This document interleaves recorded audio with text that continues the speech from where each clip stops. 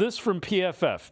One prediction for every NFL team in the draft. And for the Browns draft a running back in the top 100. Nick Chubb is under contract for just one more season, so the Browns spending draft capital. Long-term replacement makes sense. Their third-round pick is a spot where they could land Blake Corum, Jaylen Wright, or Trey Benson. All of those are absolutely true. I wouldn't be surprised if they take a running back. I might be surprised if they did it at 85, though. They're going to go running back by committee. I think they're the days of finding like that bell cow back. I think they're over. Yeah, I mean, that's just the way football has kind of gone these days. The days of guys like Nick Chubb and Christian McCaffrey, those are rare. You rarely see those guys anymore. But looking at those three backs you specifically mentioned, I mean, the one I would want way more than the others is Jaylen Wright, just because he's an incredible athlete.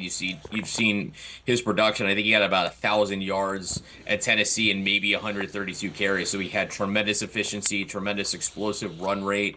In the SEC of all places, which if you could do it in the SEC, you got a good shot. You got a better shot than most backs to do it in the NFL. I mean, again, Nick Chubb, example A in that one, but I feel like it would kind of come down to, do they feel like the running back there would provide more value than, say depth, on the offensive or defensive line or whatever? Because we know with the way Andrew Berry operates, value does play a role in it. The only time he's taken a running back, since he's been GM is in the 5th round when they took Jerome Ford.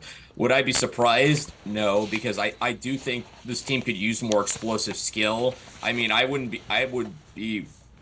think it'd be a great idea to double up on skill in the first 2 picks of the draft, especially if you got a Malachi Corley and a Jaylen Wright. I think then all of a sudden you have an offense that has 2 explosive weapons that you can kind of deploy in committee situations and start to lean on them more as they get older.